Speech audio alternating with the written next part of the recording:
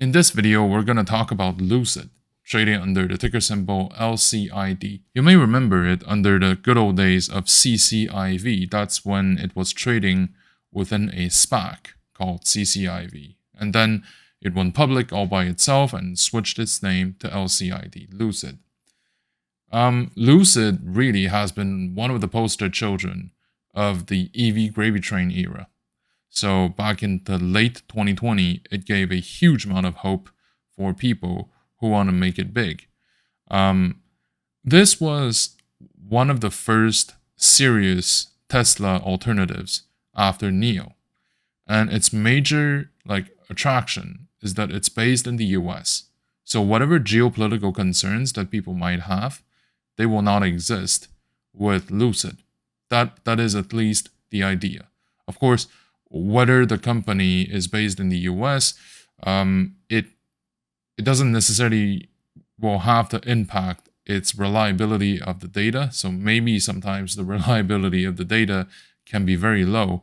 I can't remember which company it was, but there was another EV company, maybe a rival, along with Nikola. They were involved in some sort of fake financial data, which sent its stocks plummeting, right? So this is always something to keep in mind. So it's not because a company is domestic that it'll necessarily provide you 100% reliable data. This will not exist and likely never exist.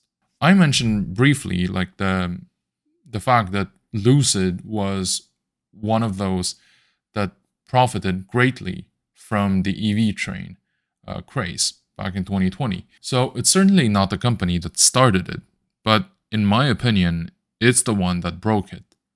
Because its own sell-off triggered a whole bunch of sell-off and chain events that, in my opinion, broke the momentum from 2020 to early 2021. Because the market ever since then has been attempts to recover, but so far has really failed to do so in most cases. It has recovered most of the losses, but it doesn't really mean that it's going to go to new highs, right? It's just treading water while waiting for the next catalyst, while positive or negative. So things recently have been relatively challenging for Lucid, because on top of the supply chain, the EV sector has also been having its own issues and challenges with different topics. For example, is this technology going to last over the next few decades? It's all good and trendy now, but what are the odds that one day we're going to have new technologies that'll come to replace it, right? What about automated driving? Is Lucid really big into it? So far, this is not the main thing that they're known for. They're known for making high-end EV cars. But as far as automatic driving or automated driving is concerned, this is mostly something handled by Tesla, and it's still in the beta mode. On top of that, I've mentioned this issue a couple videos ago. With EV sector, there comes a point where people have to address the problem of rare earth excavation. So rare earth is extremely toxic and polluting to get out of the ground. And this is a key factor or a key component in making the EV cars batteries. It's also necessary for a bunch of other things, but as far as the EV cars are concerned, they need rare earth. And without it, there won't be an EV car because there won't be a battery. This issue is likely going to become a bit more significant as the years go on, right? And this may force different kinds of capital to start thinking about maybe we should put our money into something else. That something else might be fuel cell technology. So we're still a bit far. The technology is not mature, but it's something to consider. If you want to be holding EV stocks in the long term, then we have to look at this issue face on. The other thing is EV going to keep its valuation model going forward? So if we start to think about EV companies less as tech companies, but more as manufacturing entities, then the model would be drastically different. And the same goes for the market cap valuation. So what is my point? If we take a company like Tesla, what does it do? Well, it sells cars. So what makes it fundamentally different from a company like, I don't know, Ford or Toyota? Because frankly, the ratios of like revenue per market cap or delivery numbers per market cap is wildly different between like the EV companies versus the traditional auto manufacturers. So in the case of Tesla, at least you can make the argument that, well, because Tesla is Tesla, right? It's special. It's special in our mind. It has its wonderful brand. It has all sorts of wacky technologies that are actually useful, that actually sets itself apart. So, okay, yeah, I'm willing to believe this, but what about Lucid? Lucid is a high-end EV car manufacturer. Does it have that much technology of its own? Oh, I mean, I'm sure that like number nerds are going to tell me that, oh yeah, actually, like its batteries is wonderful. Yeah, but you know what? Is that enough, right? Is that really enough to justify its value in the long run? And especially, is it enough to make people believe that those companies, yeah, I was going to say those people, but no, those companies are like the Silicon Valley tech startups, right? The only difference is that instead of having people churning out codes, they churn out cars. Like, can we keep making this argument going forward? It's gonna be a little bit of a tough sell, in my opinion. Like, we're hoping that people will never wake up and never ask themselves those questions, but what if they do? Anyway, so these are like issues that investors and traders will have to ask themselves. Like, could those scenarios truly occur? If we look at the price action of Lucid, at the moment, there is a bit of a cash burn. So Lucid, along with a few other EV companies, they all have the need to sell more shares. In other words, dilute the existing shareholder base in order to bring in more cash to continue its operations. So what this truly means is that, at least for now, Lucid isn't fully sustainable with its own operational cash flows. Of course, this happens to many startups, right? So we shouldn't be like that surprised. But then again, this is something to also keep in mind. Like, is this kind of dilution going to occur every so often? Every 6 to 12 months, we're going to receive a message or a press release saying that, oh yeah, we now need cash, so let's sell another chunk of like 1 million shares or 100 million shares. If this kind of thing becomes routine, then it's also going to affect significantly the share price of Lucid. Right now it's holding like decently, but we're only a few days after the decision. So maybe if we give it a few weeks, we might see like this thing getting to full effect, right? So the grind lower is logical, and I think that in terms of the share price, it's going to remain like this over the next couple of months, at least until another catalyst shows up. So overall, would I recommend to buy Lucid? So I would recommend you to buy in Lucid if you believe in the long-term success of this company. In other words, if you believe that Lucid makes cars that enough people actually like, and if you think that Lucid will become profitable within, I would say, the next couple of years. If you if you have this kind of assumption, then I would say go for it. Because right now, things are all doom and gloom, and it might be a good moment to purchase, like, not distressed assets, but assets that fewer and fewer people are interested in.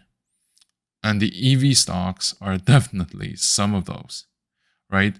We're no longer in an era where everybody is pouring in their money from like other blue chips to tech stocks or the growth stocks or the EV stocks.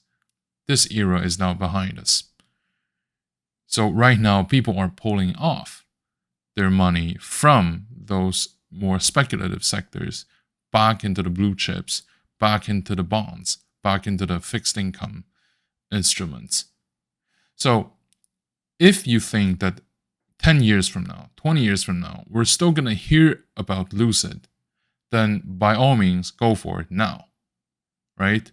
I think that you won't be disappointed. However, if you think that the whole sector is just a fad and that in 10 years, we're maybe going to use like fuel cell technology to replace it, or to use like solar panel as the car's structure in order to like get electricity just from the sun, then don't buy Lucid. Because the short-term speculative plays are something from the past. I don't think that it's going to jump up significantly enough to warrant this kind of risk-taking if you don't believe in the long-term success of Lucid. I would say that a maximum exposure, if you want to buy, is from 3 to 5% of your portfolio. And of course, it has to be combined along with your, like, the other EV positions that you might have. So in other words, if you have, 10 positions and 3 of them are in EV stocks, then I would say that you have to combine those 3 companies almost as one, so that you have a real idea of how exposed you might be within that sector. And if you have like 3 positions, maybe consider to reduce it below 1% of your total percentage. And if you don't, let's say you have 19 other positions in like, real estate, retail,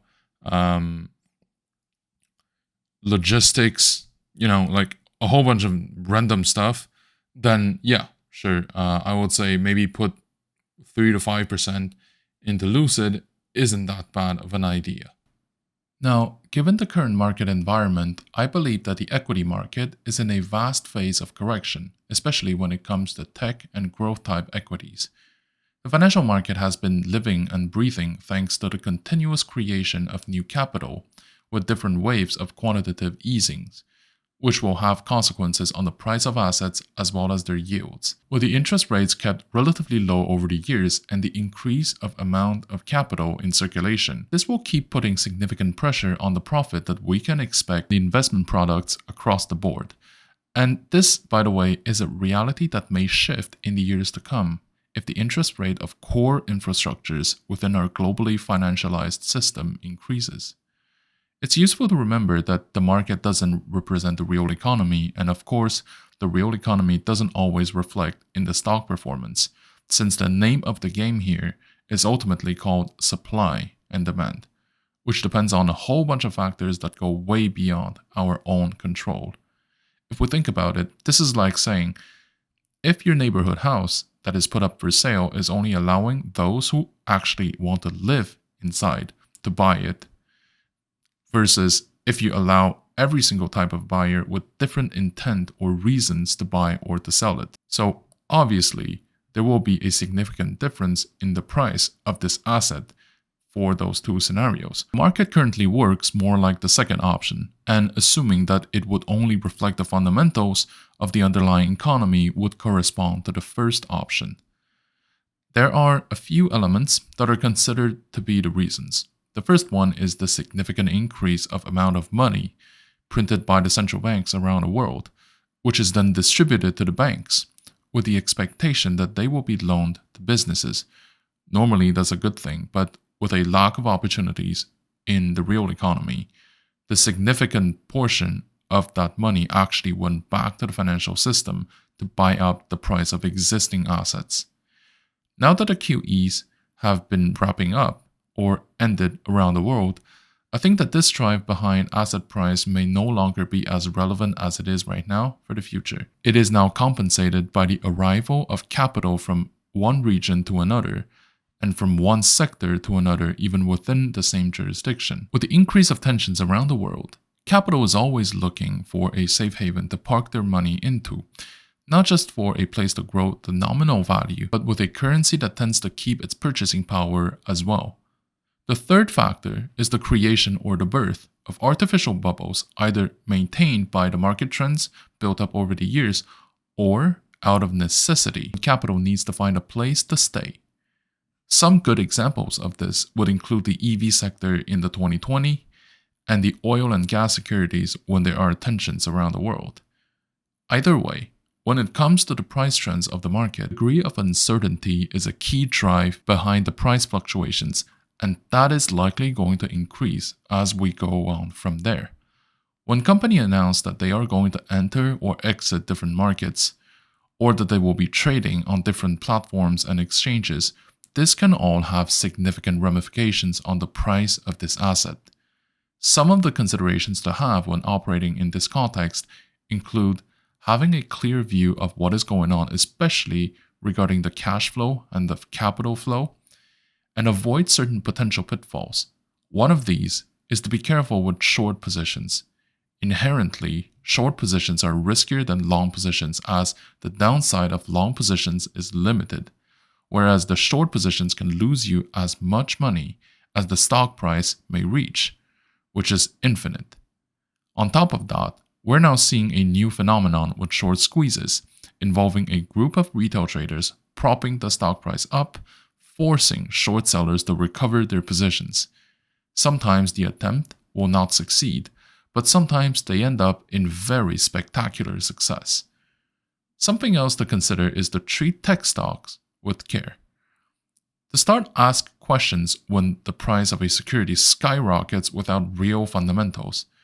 It doesn't mean that you shouldn't be touching it with a 10-foot pole, but it does mean that there should be a difference between the decision of long-term holding and short-term trading. Either way, a rule of thumb is that each position should be structured in a way so that their individual performances will never affect the portfolio's stability. Thank you for watching. If you like my content, please like, comment, and subscribe to my channel.